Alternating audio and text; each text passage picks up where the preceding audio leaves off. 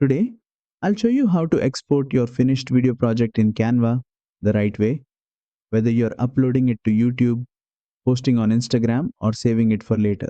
Let's get started. Once you've completed all your edits, your clips are aligned, transitions are set, music's added, and everything looks the way you want, it's time to export. Go to the top right corner of the screen and click on the Share button. This opens up a panel with multiple sharing and saving options. Now click on Download.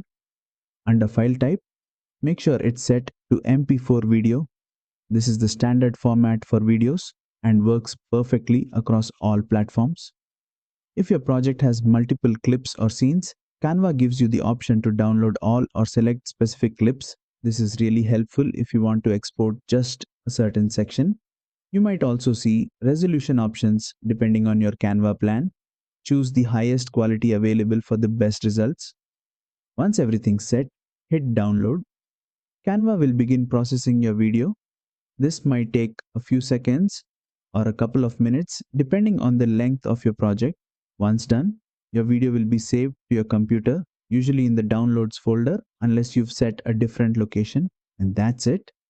You've successfully exported your video from Canva, ready to share with your audience.